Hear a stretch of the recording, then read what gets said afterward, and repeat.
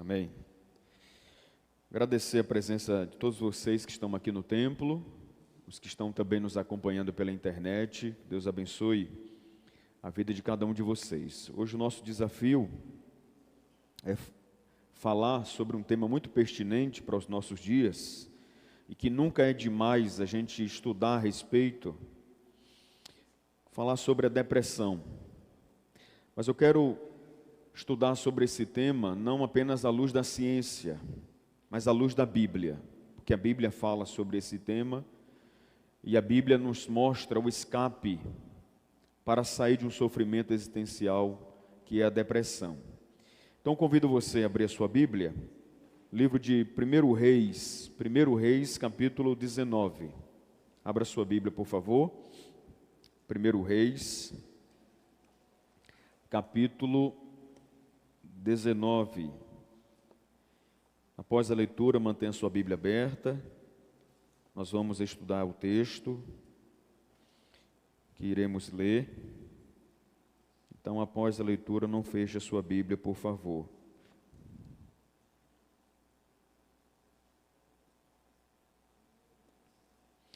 Primeiro Reis, capítulo 19, a partir do versículo 1. Acabe fez saber a Jezabel tudo quanto Elias havia feito e como matara todos os profetas à espada. Então Jezabel mandou um mensageiro a Elias a dizer-lhe: faça-me os deuses como lhes aprouver, se amanhã, a estas horas, não fizer eu a tua vida como fizeste a cada um deles. Temendo, pois, Elias, levantou-se para salvar sua vida, se foi e chegou a Berseba, que pertence a Judá, e ali deixou o seu moço. Ele mesmo, porém, se foi ao deserto, caminho de um dia, e veio e se assentou debaixo de um zimbro, e pediu para si a morte, e disse: basta, toma agora, ó Senhor, a minha alma, pois não sou melhor do que os meus pais. Deitou-se e dormiu debaixo do zimbro, e eis que o anjo tocou e lhe disse: levanta-te e come. Olhou ele e viu, junto à cabeceira, um pão cozido sobre pedras em brasa e uma botija de água. Comeu, bebeu e tornou a dormir. Voltou segunda vez o anjo do Senhor, tocou-lhe e lhe disse: levanta-te e come, porque o caminho te será sobremodo longo. Levantou-se, pois, comeu e bebeu, e com a força daquela comida caminhou 40 dias e 40 noites até Horebe, o monte de Deus. Ali entrou numa caverna, onde passou a noite. E eis que ele veio a palavra do Senhor, lhe disse: que fazes aqui, Elias? Ele respondeu: tenho sido zeloso pelo Senhor, Deus dos exércitos, porque os filhos de Israel deixaram a tua aliança, derribaram os teus altares e mataram os teus profetas à espada, e eu fiquei só, e procuram tirar minha vida. Disse-lhe Deus: sai e põe-te neste monte perante o Senhor. Eis que passava o Senhor, e um grande e forte vento fendia os montes e despedaçava as penhas diante do Senhor, porém o Senhor não estava no vento. Depois do vento, um terremoto, mas o Senhor não estava no terremoto. Depois do terremoto, um fogo, mas o Senhor não estava no fogo. Depois do fogo, um cício tranquilo e suave. Ouvindo Elias, envolveu o rosto no seu manto e saindo pôs-se à entrada da caverna.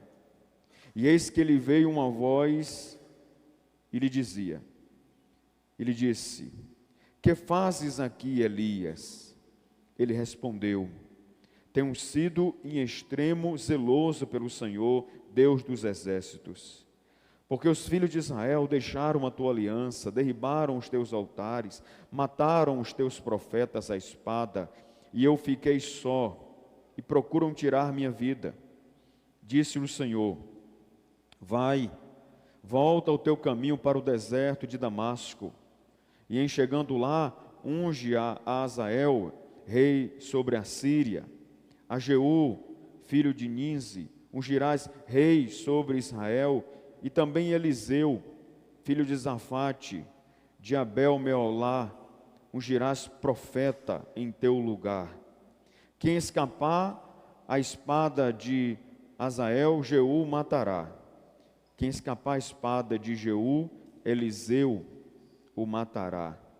Também conservei em Israel 7.000, todos os joelhos que não se dobraram a Baal, e toda boca que não o beijou. Amém. Ó Senhor Deus e Pai, que maravilha poder ler a Tua palavra, poder ouvi-la. Então agora, Senhor, aplica esta palavra nos nossos corações. O Senhor sabe o que cada um aqui tem passado, Senhor. As labutas que cada um tem passado. O Senhor nos conhece de dentro para fora. O Senhor nos vê quando nenhum homem nos vê, Senhor. O Senhor sabe quem somos. O Senhor sabe quem precisa com urgência ouvir esta palavra nessa noite. O Senhor sabe, Senhor, que não seja a minha voz, mas que seja a voz do Senhor em cada coração. Que não seja a minha palavra, mas que seja a palavra do Senhor sendo plantada em cada coração, Senhor. Te peço, nós te agradecemos em nome de Jesus. Amém. Antes da gente analisar o texto, vamos aqui fazer uma definição do que é a depressão. É importante que você entenda, nós temos hoje muitas informações a respeito da depressão, já é uma doença muito estudada, mas como eu disse no início, nunca é demais a gente aprender, porque o aprendizado quebra o preconceito, e o aprendizado nos leva a um autodiagnóstico, e com isso a gente tem mais condições de ser ajudado. Então, é muito importante a gente estudar a respeito da depressão. Então, importante que você entenda, depressão é uma doença psiquiátrica. Depressão é doença. Depressão não é fraqueza, não é dengo. Depressão é uma doença. E na psiquiatria é considerado uma doença grave, uma doença séria, uma doença perigosa, uma doença que mata, uma doença que leva o ser humano a perder o sentido de vida. Então, depressão é uma doença psiquiátrica de origem crônica, ou seja, é uma doença que tem uma longa duração e que, às vezes, vai até a morte da pessoa. Uma doença crônica que causa alterações de humor. Então, basicamente, a depressão é uma doença que atinge o nosso humor. Por isso que a depressão, ela também é definida como uma tristeza intensa e permanente. Então, é importante que você entenda isto. Depressão não é tristeza. Porque tristeza todos nós temos. Talvez hoje você está triste. Mas não é porque você está triste, porque você está depressivo. A tristeza faz parte da vida. É impossível viver sem sentir tristeza. É impossível. A tristeza faz parte da vida. Tem tristeza que é boa até. Quando a gente se entristece, quando peca, essa tristeza é boa, é positiva. Quando a gente se entristece com aqueles que estão tristes, essa tristeza também é boa. Ela é chamada de empatia, inclusive. Quando a gente chora com aqueles que choram, isso é positivo. Então tem tristeza que é boa, que é válida, que é necessária. E tem aquela tristeza que é circunstancial, faz parte da vida. É uma perda de alguém importante da nossa vida, a gente vai ficar triste. Seria muito estranho alguém que nós amamos partir para a eternidade e a gente não ficar triste. Seria isso muito estranho. Então uma tristeza, ela não é uma doença, irmãos. A tristeza faz parte da vida. E a gente precisa sentir tristeza. Ela nos faz bem em certa medida. Agora, a depressão não é tristeza apenas. Depressão é uma tristeza intensa e permanente. Então, observe, a depressão tem a ver com a duração, é uma tristeza prolongada, que não para, que não passa ao passar dos dias. Não é aquela tristeza que vem de manhã e à tarde já foi embora.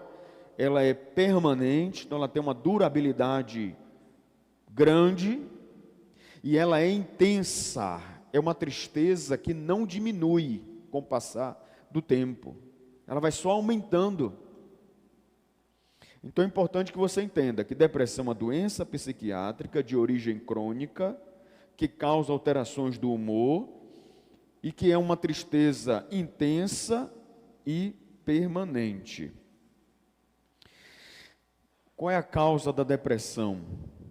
A depressão é um resultado de interação complexa, defeituosa entre os fatores sociais, psicológicos e biológicos. Então vamos entender isso aqui. A depressão tem a ver com uma interação defeituosa, complexa, nas questões sociais. Quando eu falo de questões sociais, eu estou falando de relacionamentos. Quando há uma disfunção, quando há problemas nos nossos relacionamentos, muitas vezes um abuso, uma traição, uma violência psicológica, verbal, moral, física. Então, depressão tem a ver com as questões sociais, relacionamentos problemáticos, tem a ver com questões psicológicas, questão dos pensamentos, o gerenciamento dos pensamentos. As nossas maiores batalhas acontecem na nossa mente, meus irmãos. A nossa mente, ela é um campo de batalha constante, constante. Porque vez ou outra, vem aos nossos pensamentos o que eu chamo de pensamentos invasivos. O que é um pensamento invasivo? É aquele pensamento que você não quer, mas ele vem mesmo assim. Você luta para não tê-lo, mas ele vem mesmo assim. E é aquele pensamento que te machuca, que te entristece, que vai abater o seu emocional. Então, quando a gente não consegue gerenciar os nossos pensamentos, esses pensamentos esses pensamentos maus, eles tendem a nos levar a um adoecimento. Essas são as questões psicológicas. E a depressão também tem como causa as questões biológicas.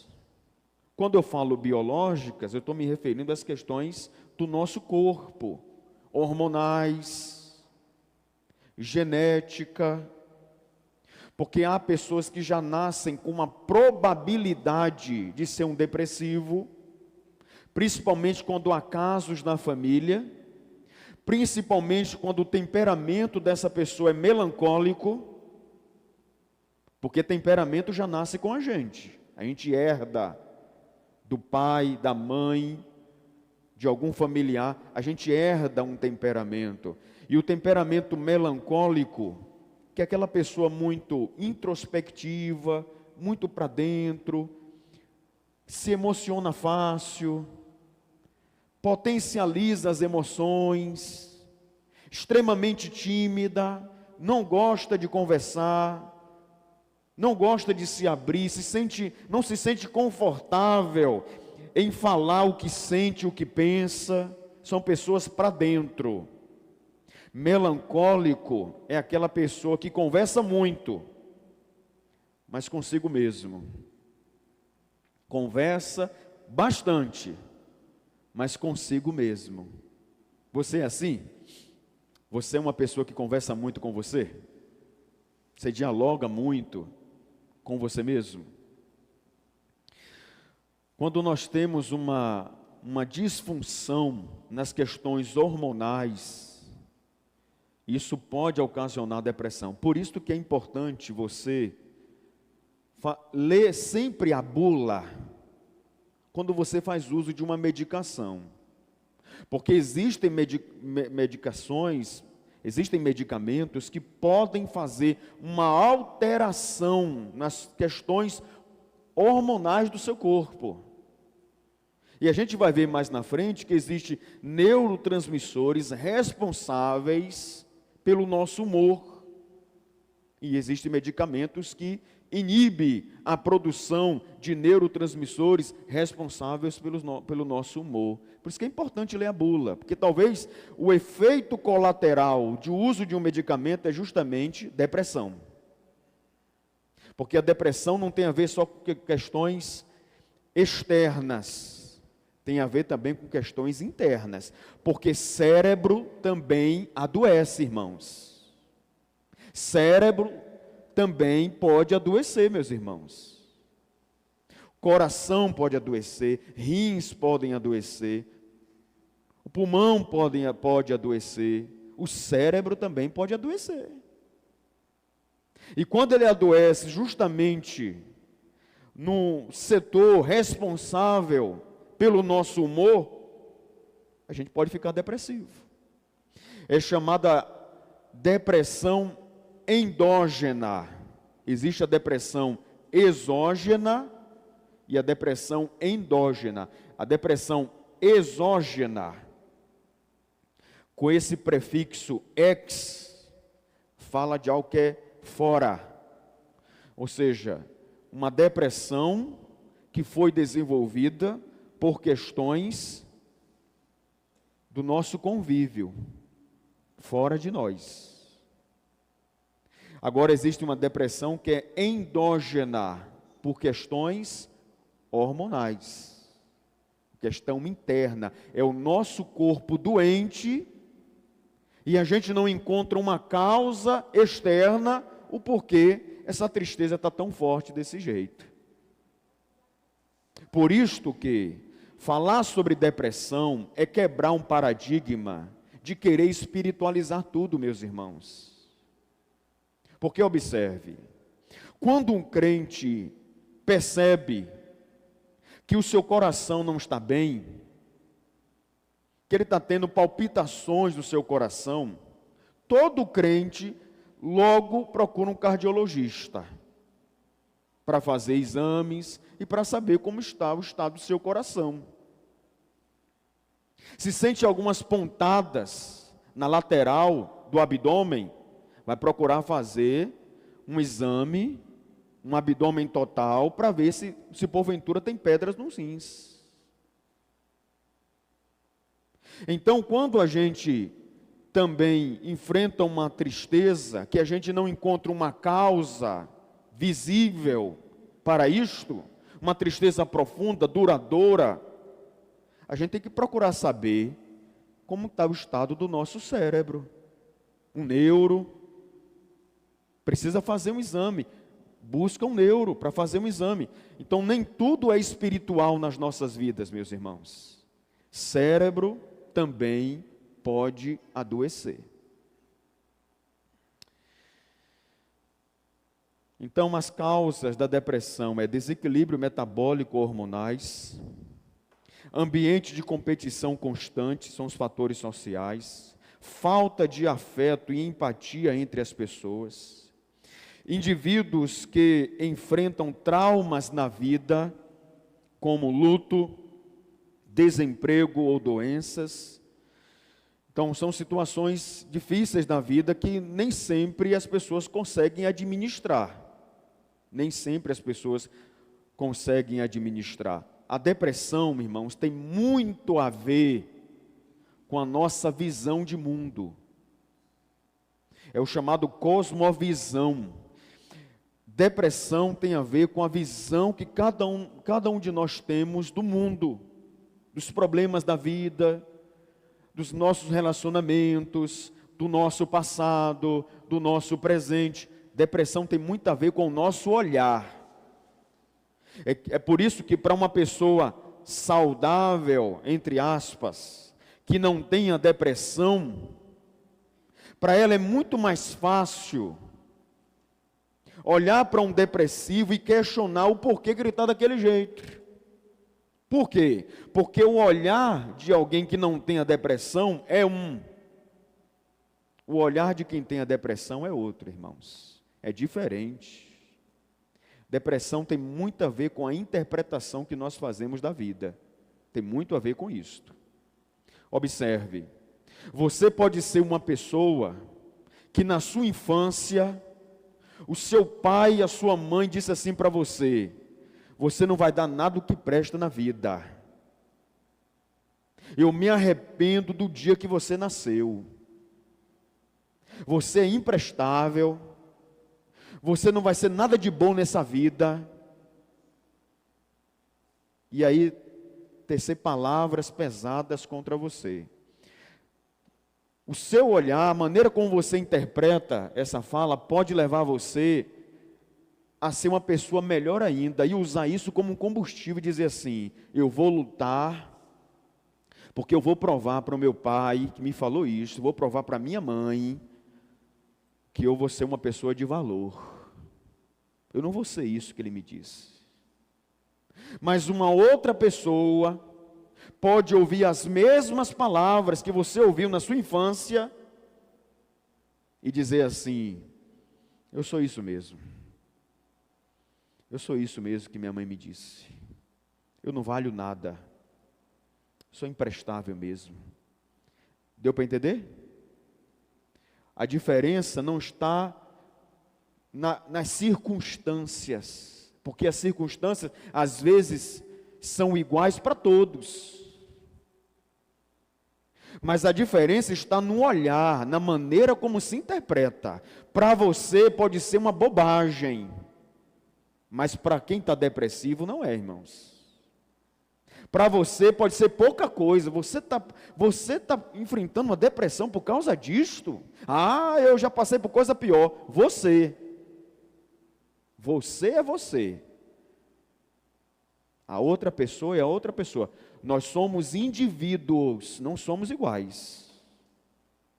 Então é preciso entender que a depressão tem muito a ver com questões de interpretação.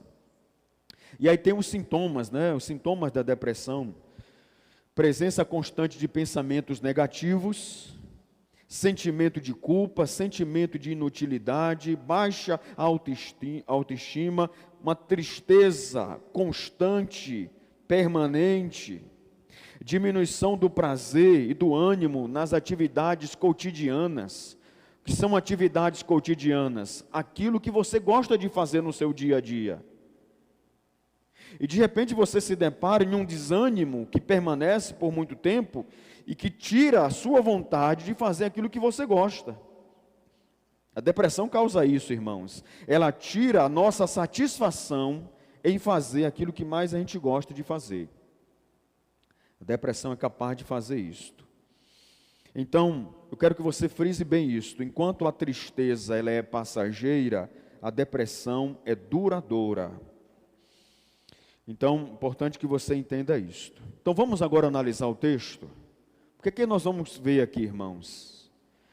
Que servo de Deus, homem de oração, o homem que é boca de Deus na terra, que tem muita intimidade com Deus, que foi uma referência para a nação de Israel e até hoje é, um profeta de Deus chamado Elias, enfrentou uma depressão.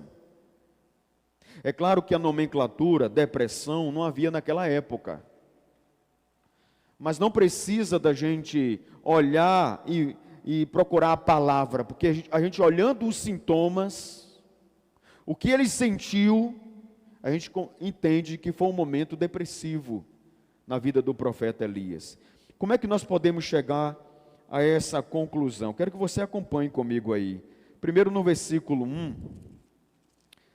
Então, 1 Reis, capítulo 19, versículo 1. Acabe fez saber a Jezabel tudo quanto Elias havia feito e como matara todos os profetas à espada. Versículo de número 12. Então Jezabel mandou um mensageiro a Elias a dizer-lhe: faça-me os deuses como lhes aprouver, se amanhã a estas horas não fizer eu a tua vida como fizeste a cada um deles. Então aqui é dentro de um contexto, quando o profeta Elias fez um desafio aos profetas de Baal, 400 profetas de Baal. Humanamente falando, Elias sozinho, irmãos, ele enfrentou 400 homens. E ele fez um desafio aos profetas de Baal: o Deus que fizer fogo descer do céu, esse é o verdadeiro Deus. E os profetas de Baal ficaram no desespero, porque o desafio era: olha, quem vencer tem o direito de matar, quem perder, lógico, vai morrer. O desafio foi lançado. E os profetas de Baal começaram a clamar a Baal, e clamavam a Baal, e o tempo foi passando, bateu o desespero, eles começaram a rasgar o próprio corpo, se flagelando, bateu o desespero, e de repente eles desistiram. Baal não fez fogo cair do céu. Elias faz uma oração curta, mas profunda, para que todos saibam, ó Senhor, que Tu és Deus, Deus de Israel. Faça que todos aqui vejam a Tua grandeza. E o fogo cai do céu, irmãos. Foi um momento que a nação de Israel se prostra diante de Deus, se volta para Deus, um momento de avivamento na nação. E Elias corajosamente mata os 400 profetas de Baal. Jezabel era a rainha do reino norte, esposa de Acabe. Quando ela ficou sabendo, como ela era uma adoradora de Baal, uma mulher que financiava a idolatria em Israel, quando ela ficou sabendo, ela ficou muito irada e mandou um recado para Elias: os deuses me faça o que você fez contra os meus profetas, se amanhã você não morrer. Servo de Deus como Elias não tem medo de ninguém não, irmãos. De ninguém, pode ter certeza disso.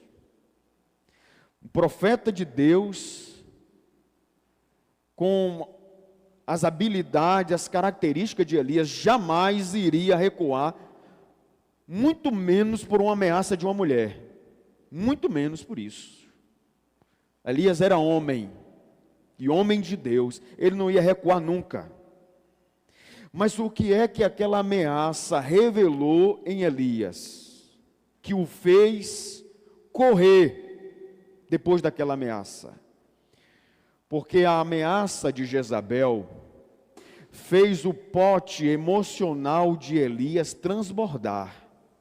Elias já estava cansado, exausto emocionalmente, por conta das batalhas que ele já vinha enfrentando contra Acabe, que era um rei ímpio, e as batalhas que ele enfrentou contra os profetas de Baal.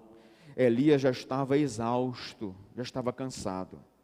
E uma ameaça foi o suficiente para fazer transbordar o pote emocional dele. Então, escute o que eu vou lhe dizer. Cada um de nós aqui temos um pote emocional.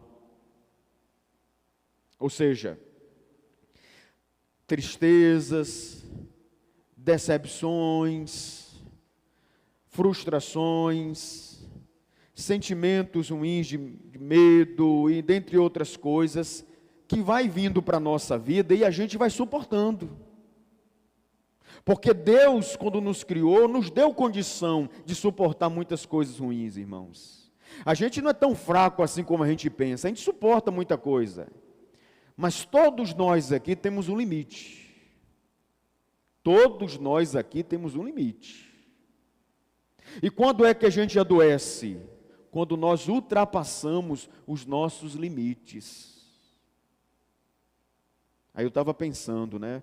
Tem os caminhoneiros, tem as carretas gigantescas, né? Que carregam muito peso. Mas aquelas carretas têm uma tara, né? A tara, que é o limite de peso. Quando passa o limite do peso que aquele veículo pode carregar, se passar por um posto de fiscalização, o que é que o motorista vai receber? Multa. Porque ele passou dos limites do peso. Aí fazendo assim uma comparação, uma analogia, a vida também aplica multas, irmãos. A vida aplica multas. Quando nós passamos dos nossos limites demais. Ultrapassou os limites. Porque os nossos pés é de barro, irmãos. A gente não é anjo, não. A gente também não é tão forte como a gente pensa, não, meus irmãos. Todos nós temos um limite. E cada um tem o seu limite. Cada um tem. Uns são mais fortes, outros não são tantos fortes, mas enfim. Todos nós temos um limite. O que dá a entender aqui, o que fez Elias correr de uma ameaça de uma mulher? Ele já estava exausto. Uma exaustão emocional que fez com que transbordasse através de mais uma batalha. É como se Elias olhasse para Jezabel e pensasse assim, nossa, eu vou ter que enfrentar mais uma batalha. E ele não estava emocionalmente preparado para suportar aquela situação. E aquilo ali vai desencadear outras coisas. Ele foge, no verso 3, diz que Elias, temendo, levantou-se para salvar a sua vida, se foi e chegou a Berseba, que pertence a Judá. Observe, irmãos, ele sai do reino norte e vai para o reino sul de Israel. Ele vai lá para, diz o texto aí, ele foi para Berseba, que pertence a Judá. O homem estava com tanto medo que ele correu para o outro extremo do território de Israel. Ele correu para o outro extremo. Ele sai do norte, onde ele estava profetizando, e ele vai para o sul, o extremo sul de Israel, com medo, com medo. E aí, você pode observar também, que no verso de número 3, diz assim, e ali deixou o seu moço. O que é que Elias fez aqui também, irmãos? Quis ficar sozinho. É errado querer ficar sozinho? Não. Às vezes é até necessário. Eu expliquei isso aqui no domingo à noite. Nós também precisamos da solitude. O que é solitude? Solitude é quando a gente precisa ficar sozinho. É para a gente fazer uma autoavaliação, para a gente se refazer, pensar melhor na vida. É um momento bom, um momento de reflexão, ficar sozinho para falar com Deus. É o que Jesus falou, entra no teu quarto, fecha a tua porta, ora teu Pai em secreto. É o nosso a sós com Deus. Nós precisamos disso, irmãos. Agora, o ficar sozinho começa a ser um problema pela nossa intenção. Por que está querendo ficar sozinho? Está querendo ficar sozinho por causa de quê? Está com medo? Está muito triste? Aí já começa a se preocupar. Uma coisa é querer ficar sozinho para buscar mais a Deus. Outra coisa é querer ficar sozinho porque não quer pessoas por perto. Porque eu estou com medo. Eu não quero conversar. Eu não quero ninguém perto de mim. Eu quero ficar sozinho porque eu estou com medo, eu estou muito triste. Aí já começa a ligar um alerta. Aí já precisa ligar a luz amarela mesmo. Porque ela está batendo, piscando forte, mostrando que a coisa não está tão legal. Está se isolando por causa de quê? Elias quis ficar sozinho por causa de quê? Porque estava com medo. E esse medo o abateu. E esse medo levou ele a sentir sentimentos muito ruins, meus irmãos. No verso 10 e o verso 18, nós vemos aí um detalhe também, que a gente chega a uma conclusão, que a situação de Elias era uma situação mesmo de alguém que estava depressivo. Verso 10, ele respondeu: tenho sido zeloso pelo Senhor, Deus dos exércitos, porque os filhos de Israel deixaram a tua aliança, derribaram os teus altares, mataram os teus profetas à espada, e eu fiquei só, e procuram tirar-me a vida. Só que no verso 18 diz, Deus falando com o profeta Elias, que Deus preservou 7.000 homens, que não se dobraram diante de Baal. Mas o que é que nos revela o verso 10? Dois sintomas muito particulares, peculiares da depressão: pessimismo e vitimismo. Onde é que está o pessimismo de Elias? Todas as pessoas, Senhor, deixaram a tua aliança. Está todo mundo, Senhor, se voltando contra o Senhor. Está todo mundo se profanando, cometendo o pecado da idolatria. Senhor, está todo mundo errado. Só eu fiquei. Sabe o que é isso? Pessimismo. Uma pessoa depressiva fica pessimista, irmãos. Ela começa a olhar muito o defeito das pessoas. Ela não consegue mais ver atos de bondade em ninguém. Ela começa a desconfiar de todo mundo. Ela começa a olhar para as pessoas e não vendo mais atos de bondade nas pessoas. Ela fica pessimista. A depressão leva ao pessimismo, irmãos. Até um elogio que alguém lhe faz, ela interpreta de maneira errada. Não, está falando isso porque está com pena de mim. Ah, eu sei que você não está falando isso de coração. É o pessimismo. A depressão é uma doença tão terrível que leva a pessoa ao pessimismo. E não só ao pessimismo, leva também a um vitimismo. Olha o que ele diz: só eu fiquei. Isso é vitimismo, irmãos. A depressão engana a pessoa que a tem, dizendo assim: ó, você é a pessoa que mais sofre nesse mundo. Ninguém lhe entende porque você é a pessoa que mais sofre nesse mundo. Não tem ninguém que sofra mais do que você. É por isso que a depressão, ela produz pensamentos errados. Por que a depressão está muito associada com o suicídio? Porque o suicida, ele não pensa em tirar a própria vida, ele não quer acabar com a vida, ele quer acabar com o sofrimento. E como ele foi enganado por seus pensamentos de que o problema que ele está enfrentando não tem solução, e se não tem solução, ninguém vai poder ajudá-lo,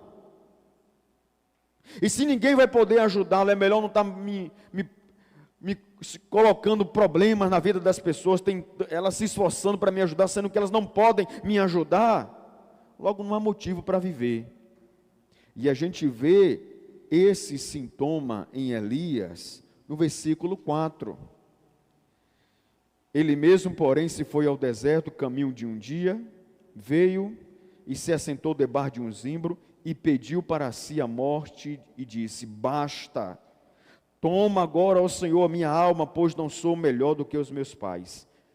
Ideação, pensamento suicida, pensamento de morte, perdão. Alguém que quer morrer, alguém que não quer mais viver, que o mundo já não é mais colorido, é preto e branco, não há mais motivo para viver. E aqui, meus irmãos, na depressão, é um dos sinais que mostra o avanço de uma depressão. É quando a pessoa já não tem mais sentido para viver. Porque viver é bom demais, meus irmãos. Viver é uma bênção. Viver é bom demais. Mas a depressão leva a pessoa a não ter mais sentido de vida. Eu quero a morte. Melhor para mim é a morte. Não há mais motivo para eu viver. Então, o que é que Deus fez na vida de Elias para tirar ele dessa situação, meus irmãos? Então, vou procurar ser bem sucinto por conta do nosso tempo, mas eu preciso que você preste muita atenção. Primeiro, a sonoterapia, está aí no verso 5. Deitou-se e dormiu debaixo do zimbro, e eis que um anjo tocou e lhe disse: levanta-te e come. Aí no verso 6 diz: comeu, bebeu e tornou a dormir. Sabe o que Elias estava precisando, irmãos? Descansar, dormir. Porque o sono é terapêutico.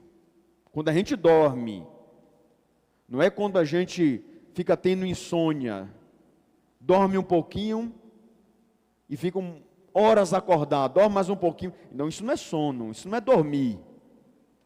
O dormir é uma forma do nosso cérebro descansar, desacelerar. Porque o nosso cérebro, compare ele como uma máquina, como um motor de carro. Pensa no motor de carro o tempo todo, no acelerador. Vai bater o motor. Porque precisa de freio, precisa de embreagem, precisa parar, precisa esfriar mais o motor. O nosso cérebro é assim, meus irmãos. Ele precisa de descanso. Quem criou o sono não foi Deus, é uma criação de Deus. Para o homem, o ser humano, não adoecer, para ele ter qualidade de vida. Por isso que quando a pessoa está com uma depressão maior, uma depressão grave, e ela não está conseguindo dormir em hipótese alguma, por que ela tem que ir ao médico?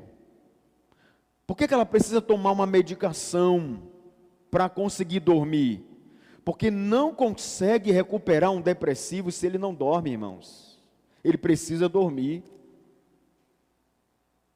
Ele precisa dormir. Porque senão o cérebro, ele vai sempre adoecendo. O sono é necessário, meus irmãos.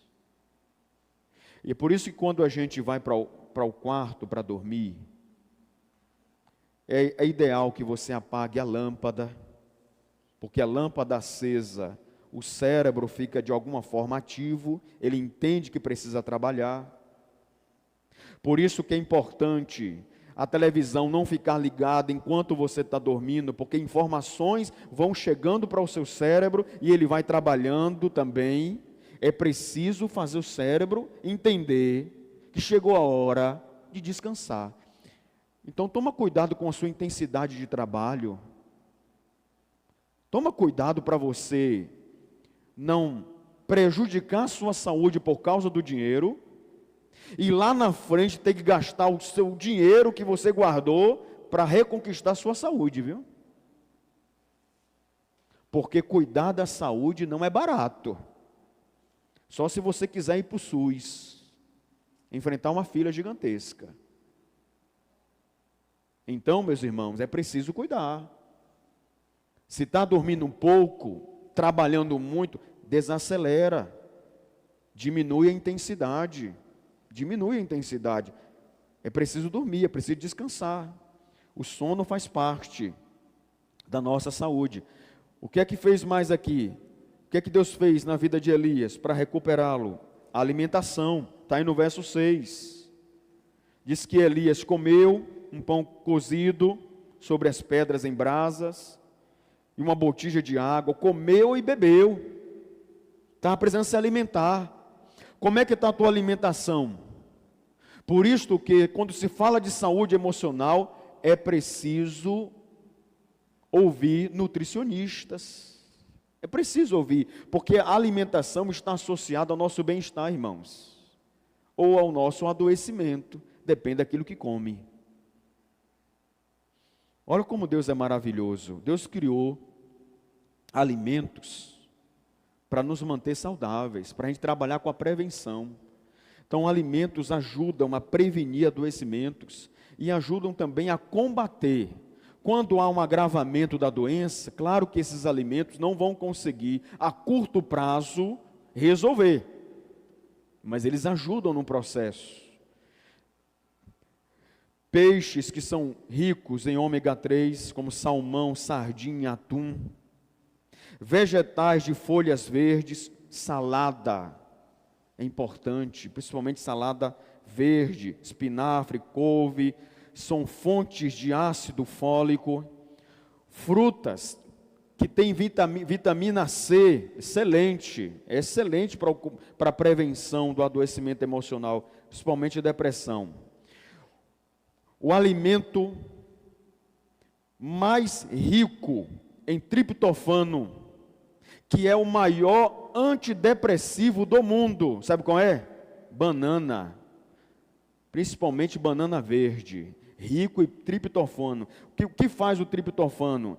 Vai nos ajudar na produção da serotonina, que é o neurotransmissor responsável pelo nosso humor.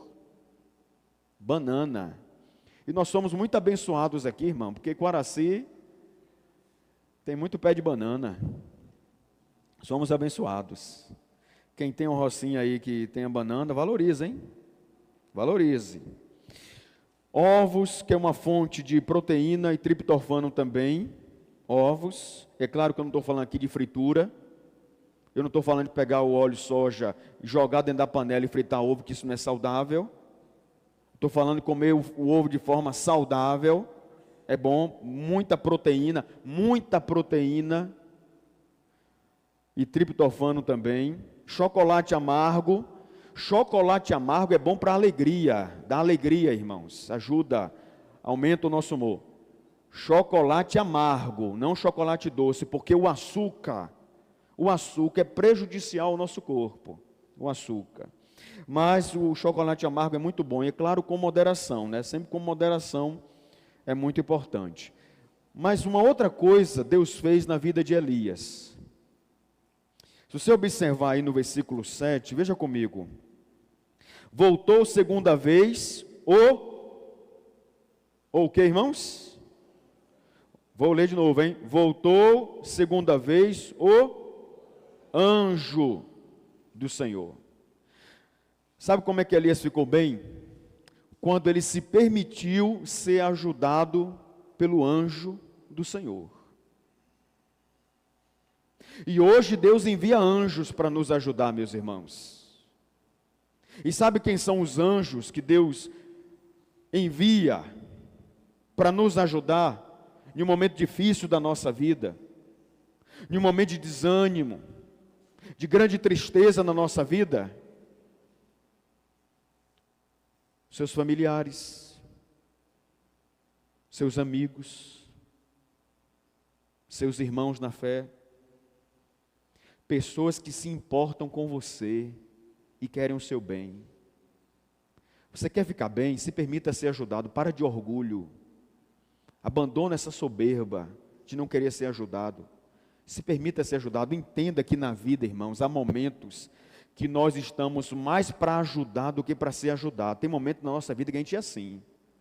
Se a gente pudesse, abraçaria o mundo para ajudar. A gente não aguenta ver alguém necessitado que a gente quer ajudar. Mas há momentos na nossa vida, irmãos, que a gente precisa se permitir ser ajudado. Porque tem gente que gosta de ajudar, mas não gosta de ser ajudado. Se sente mal com isso, se sente humilhado. Não, eu pedi ajuda? Não, eu me deixar ser ajudado por alguém? Não, eu não. Eu ajudo. Gosto de ajudar. Agora não gosto de ser ajudado. Se você quer ficar bem, permita que os anjos de Deus, que são as pessoas que Ele envia para a nossa vida, para poder nos ajudar, meus irmãos. Se permita ser ajudado.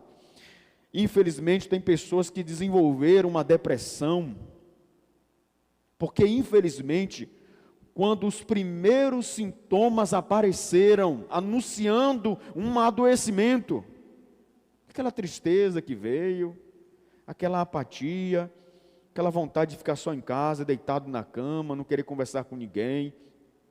Quando os primeiros sintomas apareceram, essas pessoas se calaram. E foram deixando a coisa aumentar, a coisa acontecer. Talvez pensando assim, não, amanhã eu fico melhor. Você precisa se permitir ser ajudado, porque na vida é assim. A gente estende as mãos para ajudar, mas há momentos que a gente precisa estender as mãos para dizer assim, me ajude que eu estou precisando. Há momentos que a gente está, irmãos, igual Pedro, naufragando, e a gente precisa dizer assim, Senhor Jesus, me socorre. Meu pai, minha mãe, me socorre.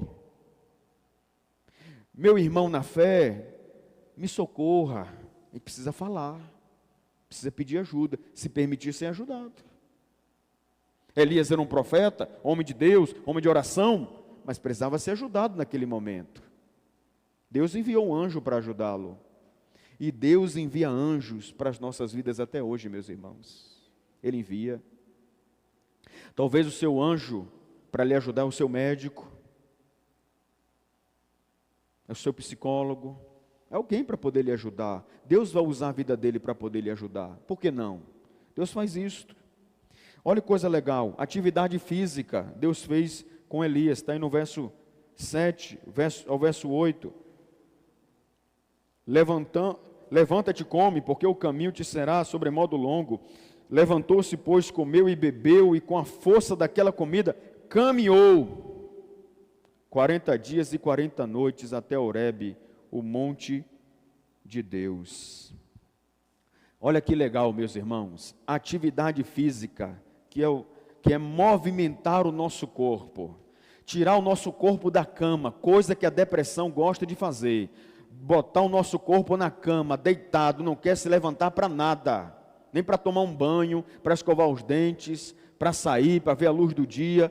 A depressão quer botar o ser humano na cama, fica aí, até a morte. Deus fez com Elias, levanta Elias. Sua caminhada é longa, vai caminhar 40 dias e 40 noites. A atividade física produz endorfina, que é o hormônio da felicidade. A endorfina é o hormônio da felicidade. Quando a gente movimenta o nosso corpo, o nosso cérebro produz isso, endorfina, hormônio da felicidade. Serotonina, que eu já falei aqui, que é o hormônio responsável pelo humor. Dopamina, que é o neurotransmissor que ajuda no nosso ânimo, a dopamina.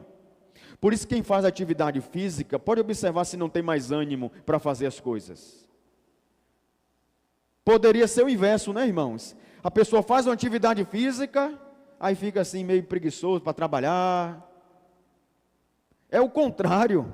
A pessoa faz uma atividade física, dá mais vontade de sair, dá mais vontade de trabalhar. Agora, quanto mais fica na cama deitado, mais vontade fica de querer continuar na cama deitado. Porque Deus criou o nosso corpo para movimentar, irmãos. Deus fez o nosso corpo com articulações, porque se a gente não movimentar, vai atrofiar as nossas articulações e vai precisar de uma fisioterapia. Porque Deus fez o nosso corpo para movimentar, e isso faz bem para a nossa saúde. Noradrenalina, que promove um alerta mental, reduzindo a sensação de fadiga, produzido também pela atividade física. Mas o que é que Deus fez mais com Elias para recuperá-lo? Comunicação eficaz através da fala. Se você observar aí no verso 9 e o verso 13, Deus faz por 2 vezes a mesma pergunta para Elias. Qual é a pergunta que Deus fez aí? Está aí no versículo 9, versículo 13. Que fazes aqui, Elias? Aí eu pergunto para os irmãos, Deus sabia o que Elias estava fazendo naquela caverna, meus irmãos? Sabia. Mas por que Deus fez essa pergunta para Elias? Elias, o que é que você está fazendo aqui? Por 2 vezes. incentivando Elias a falar. Aí ele desabafou. Eu estou aqui porque todos se apostataram, só eu fiquei, só sobrou eu, servo do Senhor, eu não estou aguentando mais, eu estou cansado, é melhor para mim a morte. Deus fez com que Elias falasse, abrisse o coração. Escuta, por favor, em nome de Jesus. Nós somos comparados, nós podemos comparar a nossa vida a uma bola de ar. Informações que a gente vai recebendo e que de alguma forma vai nos entristecendo, experiências ruins que vamos passando e que vai nos entristecendo, tudo isso vai entrando dentro de nós. É como um ar que vai nos enchendo, irmão, vai nos enchendo. E como toda bola de ar tem um limite. Se continuar enchendo, vai estourar. O que é que precisa, se a gente percebe que sopramos demais uma bola, e a gente não quer que ela estoure, então a gente precisa fazer o quê? Parar de soprar. E se a gente percebe que está muito no limite, o que é que a gente faz? Solta um pouco o ar, não é assim que a gente faz? Pois é, quando a gente fala, a gente se esvazia. Você deu para entender aqui, por que não é bom ficar calado o tempo todo? Porque a gente vai se enchendo. Chega um momento que a gente não consegue mais gerenciar mais nada dentro de nós, irmãos, porque é muita coisa. Quando a gente fala, a gente se esvazia. É por isso que conversar faz bem. É por isso que uma terapia faz bem. Por isso, irmãos, um atendimento pastoral faz bem, um acompanhamento de alguém que você confia, para você poder abrir o seu coração, faz bem, porque você se esvazia. Talvez você possa dizer assim, mas pastor, eu falo, mas eu percebo que não resolve nada. Resolve, pode não resolver tudo, mas está esvaziando você. Você está compartilhando com alguém, você está dividindo a sua carga emocional com alguém. Então foi isso que Deus fez com Elias. Fala aí, Elias, o que é que você veio fazer aqui? E ele falou, e ele desabafou. Agora, meus irmãos, eu quero finalizar essa mensagem falando para vocês sobre a experiência que Elias teve dentro dessa caverna. Porque o último estágio da depressão de Elias foi dentro de uma caverna, dentro daquela caverna. Vamos ler aí o verso 11 ao verso 14. Disse Deus: sai, põe-te neste monte perante o Senhor. E eis que passava o Senhor, e um grande e forte vento fendia os montes, e despedaçava as penhas diante do Senhor, porém o Senhor não estava no vento. Depois do vento um terremoto, mas o Senhor não estava no terremoto. Depois do terremoto um fogo, mas o Senhor não estava no fogo. E depois do fogo um cício tranquilo e suave. Ouvindo Elias, envolveu o rosto no seu manto, e saindo pôs-se à entrada da caverna, e eis que lhe veio uma voz, e lhe disse: que fazes aqui, Elias? Observe, irmãos, a caverna, para Elias, até esse momento aqui, o que era a caverna? Era o lugar de se esconder, é o lugar do desânimo, é o lugar da tristeza, é o lugar das lágrimas, é o lugar do desapontamento, da culpa, é o lugar da solidão, era um lugar horrível para Elias. Mas Deus transformou a caverna de Elias em um momento extraordinário na vida dele, meus irmãos. Porque o próprio Deus vai ao encontro de Elias, o próprio Deus, nesse momento aqui na caverna, Deus não envia um anjo para falar com Elias. O próprio Deus vai conversar com Elias na caverna. E Deus vai falar com esse homem de uma forma muito especial. Porque vem um vento forte, e ele pensa que vai ouvir a voz de Deus em meio a esse vento forte, e Deus não estava no vento. Veio um terremoto, e Deus não estava no terremoto. Veio um fogo, mas Deus não estava no fogo. Deus estava onde? Um cício tranquilo e suave. E Deus fala com Elias. em meio àquele cício suave. Naquele momento, Deus fala com Elias. O que é que aqui nos ensina, irmãos? Que Deus é poderoso para transformar a sua caverna de terror, sua caverna existencial, de traumas, medos, de violência, sua caverna existencial, que de vez em quando você está entrando nela, e você se fecha dentro dela, e você sofre, e você chora sozinho.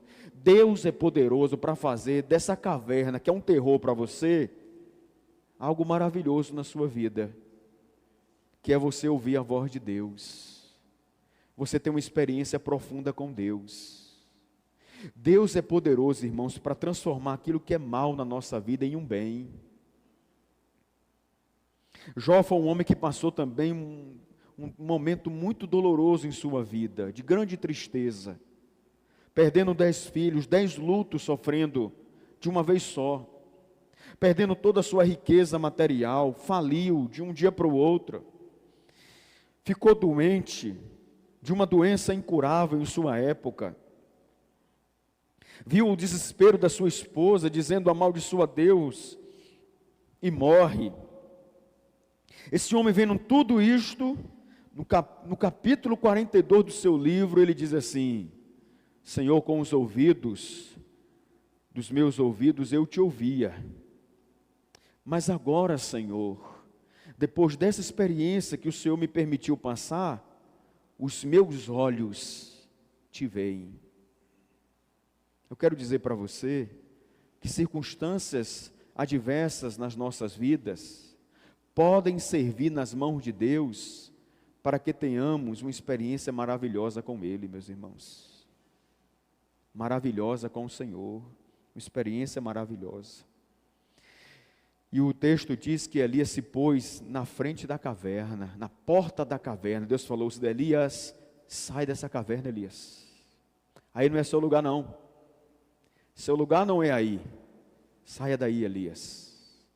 O diabo quer, meu irmão, que você fique dentro de uma caverna do medo, se lamentando pelo sofrimento do seu passado.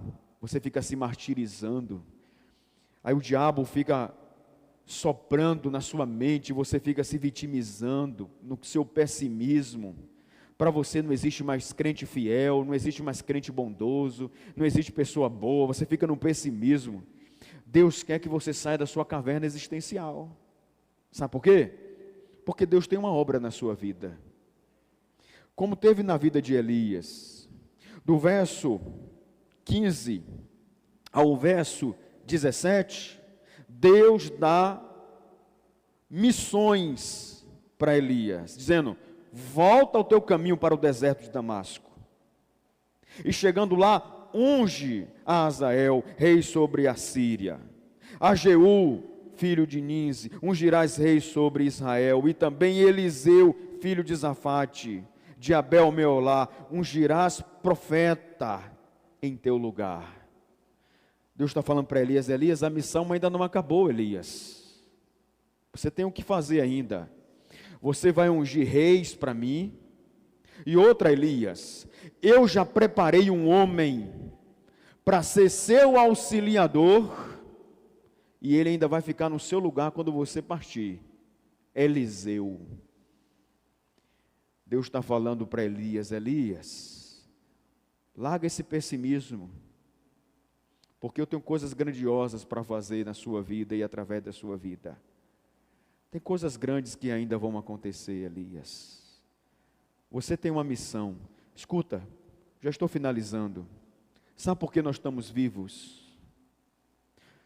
Porque, observe, irmãos, existe um lugar maravilhoso para nós.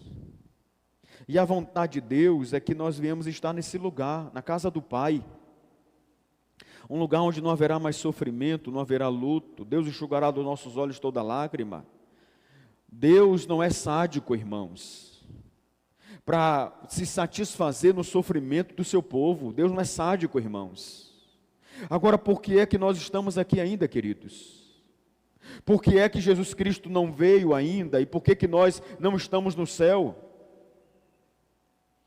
Eu entendo, é porque Deus ainda tem algo a fazer na minha e na sua vida, e através da minha e da sua vida.